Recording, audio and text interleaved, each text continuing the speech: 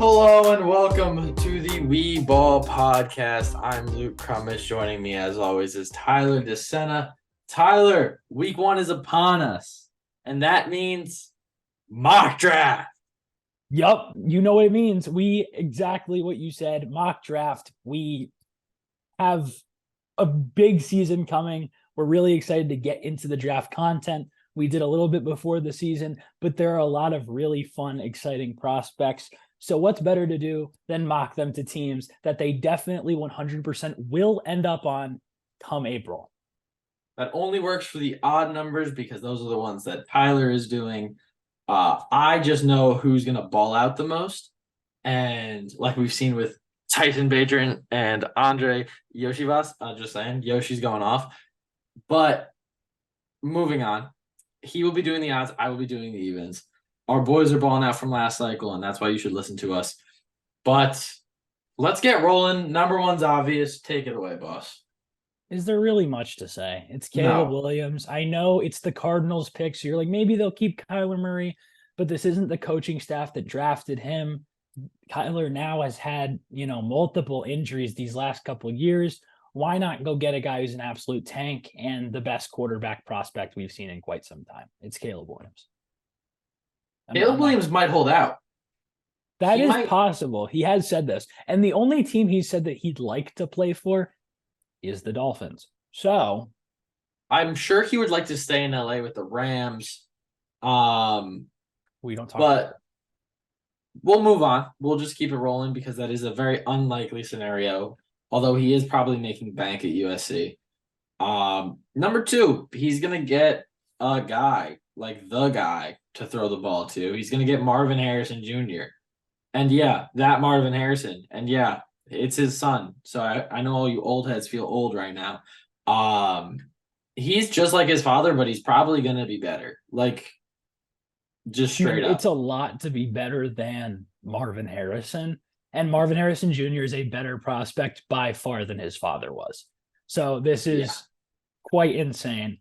Number 3, I feel like these top 3 were pretty much locks. Gimmies. These are the top 2 quarterbacks and the best non-quarterback. Here I'm taking Drake May for the Bucks. I mean, if this is how the draft falls, Tampa should be ecstatic. Drake May would be a consensus top quarterback in 90% of draft classes. It's kind of like we saw in the NBA with Victor and then Scoot Henderson, where everyone's like, Scoot would be a number 1 in every other draft. This draft just happens to have a Caleb Williams, but getting Drake May, I'm telling you right now, isn't a consolation prize. It's really, really good. So Drake May going to the Bucks at number 3. You've got number 4. Number 4, I'm using Stetson Bennett as my starting quarterback for next season, assuming that Matt Stafford is going to retire. And I'm tanking for Arch Manning. And I'm drafting one Olu Fashanu, who is a dog offensive tackle from Penn State, just a raw talent who's really, really good and has had stark improvement every year he's been in college. And I don't see that slowing down with a better quarterback behind him now, a more mobile quarterback, a quarterback who isn't going to go down as easy as Sean Clifford did. Like, this is going to be a lot different look Penn State this year. I'm very excited about it. Talking about a team with a different look, I'm talking about the college and the pro team here. It's the Colts at number 5, and they just drafted Anthony Richardson. So let's go out and get him a stud tackle. You drafted a tackle for a quarterback who really hasn't been named yet. We don't really know who the future of the Rams is. We know the future of the Colts is Anthony Richardson. I went out and got him Joe Alt, who is now protecting a different quarterback in Sam Hartman. I think you can't go wrong with Notre Dame offensive linemen, except for Liam Eichenberg. But the rest of them have seemed to hit. So I'm taking Alt, get him and Quentin Nelson on the same line. Let's go maul people and have the best quarterback rushing attack in football. All right, moving on to number 6. I'm assuming that the Commanders' just entire coaching staff is getting fired. Like, it just feels like the writing is on the wall. New ownership. They probably didn't want to do it this close to the season. And they're going to tank. They're going to get a really good pick, and it's going to end up being a quarterback. I don't think I would take Michael Penix Jr. here because of the age and the injury concerns. And because there's a guy on the board who is the best high school recruit of all time, sub Arch Manning, who he beat out in a quarterback battle, and that is one Quinn Ewers. Quinn Ewers, it's his time to shine at Texas, and if he doesn't shine this year, I don't think he'll be at Texas next year. Like, I think he'll have to transfer for a second time, and that spells danger in my mind for him. So I think it's show up or show out. And that's really it about Quinn Ewers. Like, he's going to be a guy. Yeah, Quinn Ewers is a dog, like you said. That guy, one of the highest recruits of all time, on the same team as Arch Manning, beat him out, is the number one quarterback this year, and he's in a position to ball. Another guy's in a position to ball who balled out last year and did not come out in the draft and could have been one of the higher taken edges is Jared Verse, who I have going to the Falcons. I think this is a pretty sick fit. I think that team really could use more edge help. They have Arnold Ebiketie, who I really like, but he hasn't exactly proven himself yet. And outside of him, they don't have a ton of edge help. So why not go out and get them another guy in Jared Verse who could potentially be the best edge in this class? I like Jared Verse. I think he probably should have come out last year. He'd be in the NFL already. But those Florida State boosters have pockets that are Saudi money-esque. Talking about Ronaldo, Neymar, Benzema, all of them. Yeah, so they kept him there. He would have been probably a top 15 pick, and now he's a top 7 pick, so I guess it works out. Moving on to number 8, I don't think this team will be drafting here come next year, but we have to do it because that's where the odds have them right now. And the Jordan Love-led Packers struggle in his first year, and they get a stud on the defensive side of the ball in one Kool-Aid McKinstry. His real first name is obviously not Kool-Aid, but it basically is at this point. He's synonymous with it, and he's a dog. He's going to shut down a side of the field, and you, Jair Alexander, on the other side of the field, and that's just a recipe for, like, a headache. And people don't like headaches, and people won't like going against his defense. Simple as that. Yeah, we talked about it all of last offseason with who we wanted the Packers to take in the last draft, and we kept mocking them corners and or receivers. And when the corner is good as Kool-Aid's on the board, taking him. Moving on to number 9, we like getting the Tennessee Titans some guys who just obliterate people. Like, they like playing smash mouth, tough football, and Dallas Turner is that. We just saw Will Anderson go in the last draft, and now they can have another edge go insanely high. So Dallas Turner with Jared Verse off the board, I think, is a really, really good prospect, and he's going to go in the top 10 here, go play in Tennessee. This team could use some cornerstones because they seem to be turning a page, and I think that going out and getting a really good edge prospect could be the start of turning that page. All right. How we doing? Keep it moving. I'm getting a little freaky with it. I'm picking Brock Bowers because he's a freak athlete, and he's going to Chicago for Tyson Bagent to throw to, not Justin Fields, because QB1 Tyson Bagent, that is, yes. Well, currently QB2, but eventually QB1 Tyson Bagent. Love Tyson. In all seriousness, it just makes their offense like a lot of fun, like a lot of fun. And that's all you can ask for when you have a quarterback like Justin Fields and when you have a quarterback like Tyson Bagent. Even if that does happen, like, you just want to have fun with them, and it works out with Brock Bowers. Attention fantasy football fanatics, as draft season approaches, don't neglect the most important draft pick of all, your game balls. We all know how injuries can ruin a season, so let Manscaped take care of that Reggie Bush of yours with their skin-safe technology. That should guarantee you to have a smooth ride into the playoffs. The leaders in the below-the-waist grooming have created a championship lineup with their Performance Package 4.0, and it's time for you to do the same. Join the 9 million men around the world who trust Manscaped and get ready for kickoff by going to manscaped.com for 20% off plus free shipping when you use code WEBALL. We all know that confidence is the biggest thing, whether it comes to recording a podcast, interviewing professional athletes, playing on the field, or even trimming below the waist. And for that last one, Manscaped has helped out tremendously with their Performance Package 4.0. Inside the Performance Package 4.0, you'll find the Lawnmower 4.0 trimmer, Weed Whacker ear and nose hair trimmer, Crop Preserver ball deodorant, Crop Reviver toner, Performance Boxer briefs, and even a travel bag. Slotted at quarterback, we've got the Lawnmower 4.0 trimmer. This spaceship is here to guide you on your journey to trim your body balls, and even your A gap. This 4th generation trimmer also features a cutting edge ceramic blade to reduce grooming accidents thanks to their advanced skin safe technology. The Lawnmower 4.0 has a 7,000 RPM motor, a new multifunction on off switch that can engage in a travel lock, and is even waterproof. The Lawnmower 4.0 also has a 4000K LED spotlight, brighter than Bryce Young's future in the end zone. The Performance Package 4.0 also includes the Weed Whacker, the ultimate flex. Watch it run through your ear and nose hairs like Aaron Donald runs through to sack your favorite quarterback. The Weed Whacker is also waterproof and uses 9,000 RPM motor-powered 360-degree rotary dual blade system. This ear and nose hair trimmer provides proprietary skin safe technology, which helps reduce nicks, snags, and tugs in those sensitive ear and nose holes. Don't forget to use the Crop Preserver Ball Deodorant and the Crop Reviver to help your little bench warmers be on their A game while feeling the sun's heat. Manscaped even threw in 2 free gifts to the Performance Package 4.0, the Manscaped Boxers and the Shed Travel Bag. So who's the commissioner now? Get 20% off plus free shipping with code WEBALL at manscaped.com. That's 20% off and free shipping with the code WEBALL, WEBALL, at manscaped.com. It's time to put the PP back in PPR and get a grip on your pigskin this season with Manscaped.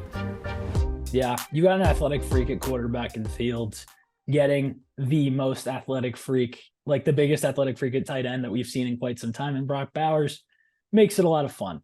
Moving on to number 11, it's the Raiders, and this is another team in the in-between game where they might be terrible, but I kind of see them being mediocre, but this team still needs a lot of pieces. And I don't really trust Aiden O'Connell or Jimmy Garoppolo to be a franchise quarterback. So I'm going Michael Penix Jr. I don't know if this is the quarterback this time next year who's in that spot, but right now I think he's, among that top 4, and with the top 3 being off the board, I'm going Penix here.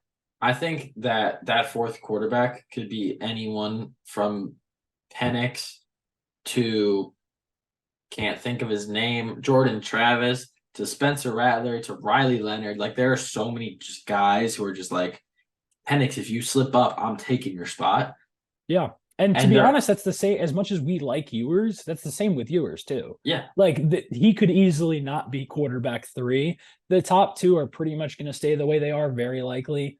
But there are a lot of quarterbacks in this class who all they have to do is have one good year and they could easily be first-round picks. I agree with you, good sir. Moving right along, I just opened a new tab and can't read my mock draft, but we're going to keep rolling. I have the Bears again. And I am going with Kalen King from Penn State, 2nd Penn State player off the board. He's a cornerback, gritty corner, cerebral corner. We love cerebral corners up in here. And he's just a lot of fun, to be honest. Like, there's not many corners in this class that are a lot like him. I think him and Kool-Aid are 2 very different, they're both outside corners, but they're 2 very different outside corners. Like, Kool-Aid's just straight up going to strap you. King is going to kind of mess with you a little bit, mess with your head. He'll allow you to get the short stuff, but he'll light you up with a hit. Like, he's a very fun corner to watch, and I am excited to see him this year. Yeah, I think that's a really solid pick. I think getting Chicago another corner. They've got Jalen Johnson, who has been pretty good. Kyler Gordon, we don't really know about. Tyreek Stevenson, they just drafted. Getting them another corner and somebody who can, as a young corner, be a really good player for them, I think it's a nice pick. Moving on to the Broncos, and again, another team in the AFC West who is in the in-between game, just like the Raiders. And let's go out and get this team an edge cornerstone. Let's go get them JTT. I think getting a guy like this late in this, at pick 13, I think it's solid value. And I think that this team really needs a lot of stuff, and they're kind of just in the middle in a lot of places. I don't know if the Russell Wilson experiment's going to work this year with Sean Payton. I'm not certain it will. So let's go out. Let's go build up a defense and go, build something to go attack the Chiefs if we're going to try to go all out on this Russell Wilson window. All right, moving on, because the Broncos are one of those teams that I just don't want to talk about. Like, I'm just bored. I just don't want to talk about them. I also don't want to talk about this team, so I went with the most obvious, easiest pick. Bill will never do it because he's a sad, scared little man. I'm kidding, Bill. Please don't find me. Please don't hurt me.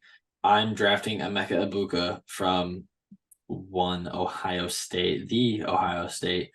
Give Mac Jones some help because right now he's throwing to Juju and the like Cloverfield band. Like there's nobody there. It's just a bunch of random dudes who I haven't heard from in like 3 years. So that's really it. Devontae Parker.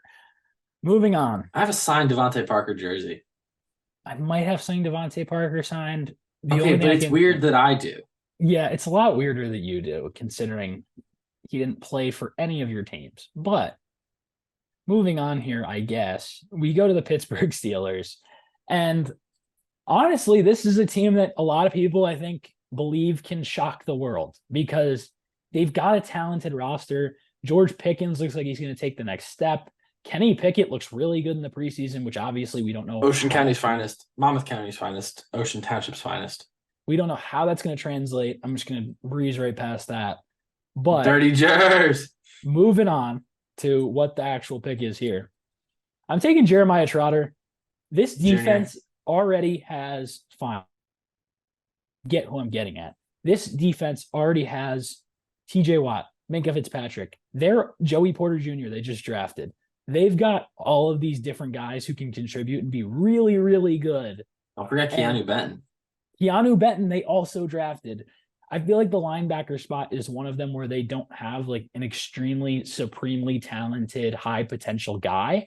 So let's go out and let's get them one. They've had them in the past. We know about Lawrence Timmons. They had Joey Porter when like a long time ago. They've had all these different linebackers. Let's go out and get them another one in Jeremiah Trotter Jr. I really love that pick. I feel like he could go basically anywhere in the first round from like 6 to 22. And I genuinely believe that. Moving on, this man had a season-ending injury all of last year and is suspended for game 1 of this year. But once he starts playing football again, he's going to be really good, I promise. And that is one Mason Smith from LSU. He'll be going to the Vikings. I would be shocked if Hunter is still on that team next year. And if you can just slip a guy right back in that spot and just be like, no. We still have a guy there. It's really good for you and you can continue to try and win your division because it's kind of the wild, wild west up in the wild, wild north right now. Yeah, and Brian Flores' first draft when he was with the Dolphins, he took an interior defensive lineman and he took Christian Wilkins. So, and we know how that turned out. Christian Wilkins is probably top 5 at his position in the league. So why not go out and get another defensive lineman for a Brian Flores defense? I think it's sick. Moving on to pick number 17, it's the Houston Texans, who went out and they were aggressive in the last draft. They got CJ Stroud. They got Will Anderson. Aggressive. Very aggressive. And I think one way that you can capitalize on that aggression is let's go out and get a guy who is a really fun player at receiver. There aren't many guys for Stroud to throw to. And Rome Odunze, not sure exactly how you pronounce his last name. Is it Odunze or Odunze? I don't remember. It's one of them. You're asking me? I called Domingo Germain for a year. Yeah, you're bad at this, but so am I. Really and that's bad. the point. I'm white. I'm taking Rome. He's a baller. Every time you watch Washington and you watch Michael Penix, you're like, who's that receiver? And then you notice that it's Rome. I'm taking him. I think he would be a really nice target for CJ Stroud, somebody who can be a really sick route runner. And that's the kind of guys he threw to at Ohio State and the kind of guy he can throw to if they draft Rome. They also have Tank Dell and Xavier Hutchinson. Yeah, and Rome's kind of the body type that they're missing, I feel like. Yes, Xavier Hutchinson's the big guy. You've got Tank, who's the clear slot, even though I think he can do some work on the outside. And then Rome's another versatile guy, but somebody that can kind of be that Z type. All right, moving on. I don't know how this guy got here. I have him as, I believe, a top 10 player on my board. If not, he's like 11 or 12. He's 13. My bad. JC Latham to the Chargers. JC can play both guard spots and both tackle spots. The only thing he can't do is be a center. I'm sure you could put him at tight end and he'd make work. But the Chargers could just use a solid rock to stand on, and you just paid your quarterback a lot, like a lot of money. So maybe protect him Like that's just a smart idea. And JC Latham is that guy. So I went with him. Yeah, I think it's a really solid pick. You got Slater on one side. He's an absolute monster. Why not go out and get somebody on the other side?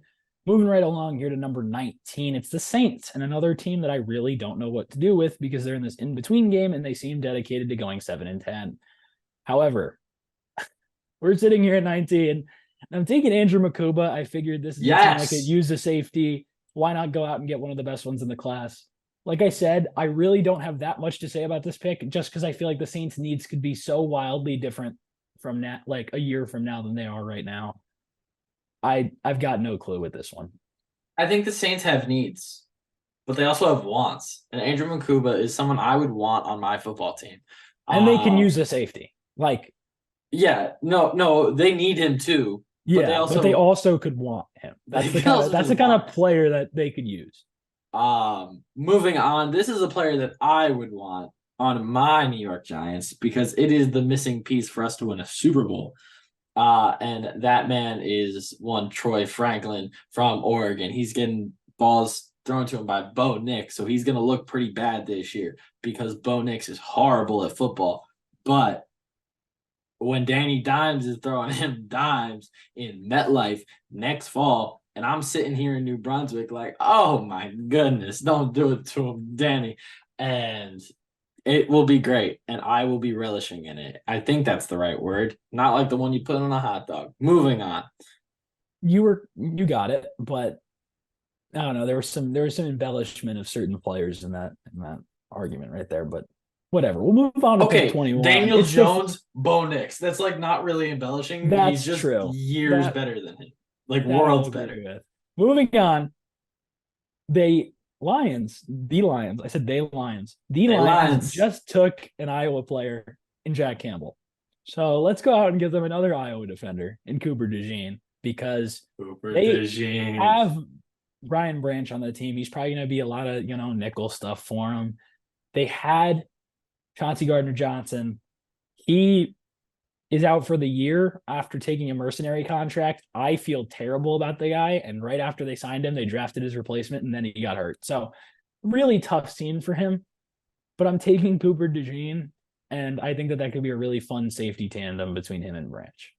Cooper DeJean was a quarterback who threw for I think a few thousand yards, 3,000 yards, 35 touchdowns, rushed for 1,000 yards and 24 touchdowns. Played DB, was the point guard of the varsity basketball team, averaged 30, won a state championship in wrestling, and was on the baseball team and was like their star player. So the guy's just an athlete, and he just happens to also be a really good safety. Tell me that doesn't sound like a Lion too. He is a Lion. He's a Lion.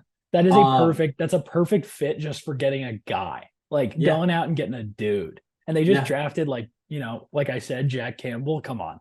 It's perfect. It's perfect. Yeah. Moving on to another Cooper. We're going a little Super Cooper duo here. I picked someone just for you. This is really just for you. Some not very bright people have this man listed as an offensive tackle. He is going to be an NFL guard. And his name is Cooper Beebe. He is from Kansas State. And if Kansas State's anything like how their basketball team was this year, they're going to have a really good year. And he's going to be probably the main reason for it. Yeah, I really like the idea of getting a guard for Miami. Just like this team has really, really struggled at left guard the last couple of years. So I do appreciate it. And you made a pick for me, and I'm going to make a pick that's one of your guys. And he's headed to Jacksonville. Kalen Balak, it's a safety. I figured Jacksonville's got the corners somewhat locked down. We really like Tyson Campbell. That's the right Campbell, yeah. I was thinking him and Elijah, they're both on different Florida teams, but I keep forgetting which one's which. But Tyson Campbell, really good. I figured let's go out and get them a really young safety, somebody who can just flat out make plays. And I think that would be really fun for an aggressive defense. Like I said, already has Campbell, Andre Sisco, Darius Williams. They drafted Trayvon Walker, who somehow is the most irrelevant first overall pick of all time. Oh my God. Nobody talks about Trayvon Walker anymore. Forgot about bro. Yeah, exact. That's what I'm saying. Nobody's talking about him, which makes absolutely zero sense. And honestly, he hasn't even looked bad. So I don't know. Just keep adding to the guys that you already have. Yeah, that's a really good pick. Their offense really doesn't need that much help. And Yeah, you they're can just solid everywhere. this Like, would be the last piece on the defense, in my opinion. I think Balak is like a guy who, alongside Cisco, they would run. They alone as DBs together could run a division, and then you add the guys that they already have that are young and fun that we like, and it just is a really really good combo. Moving on to another guy who would make a really really good combo with the rest of that offensive line. It is one Cedric Van Pran, the center from Georgia. Just a straight dog. Like he just fights. He's just constantly fighting to win. And those SEC defensive linemen are no joke. Like Mason Smith, Zach Pickens, these type of guys, they do work on centers and they will target you first and then move to the guard in order to bowl through you and then just not have to worry about you. And he doesn't let that happen. Like I don't think unless he chose to, I don't think I've seen that man go to ground because he was forced to ground. You know what I'm saying? yeah, no, 100%. I think that Van Pran's a really good fit for the Jets, just a team that could use more offensive line help. We saw that what I think the Giants twos were like winning against the Jets ones in the preseason game that we Yeah. just watched. So that team could use a little offensive line help. A team that can use help on the other line. This has been clear that this is their biggest need, and they haven't seemed to address it yet. The Seahawks need interior defensive linemen, and I'm taking Jerzon Newton from Illinois. Physical player, just somebody who can plug the middle of the field because a really rough time with that over the last couple of seasons. And they lost guys this offseason. And I know from looking at Twitter and seeing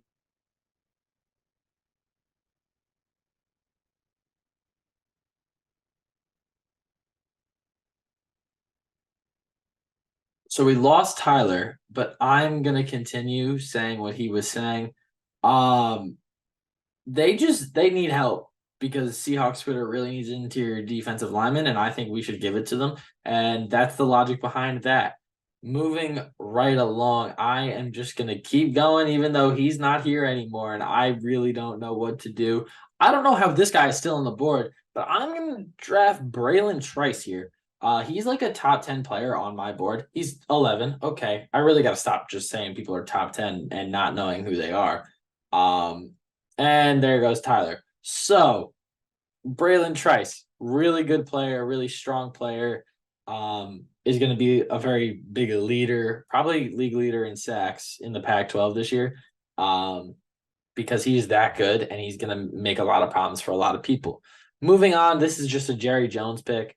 We looked at each other, me and Tyler, and we're just like, yeah, no, Jerry's going to do this, and that is Xavier Worthy. They got Trey Lance now, which is fun in case, Dak just is bad again or gets hurt again, which I feel like happens a lot. And this could be it for Dak. Like, I don't think we're talking about that enough. This could be it for Dak. So Xavier Worthy is there to either A, help Trey Lance, or B, help Dak win a Super Bowl.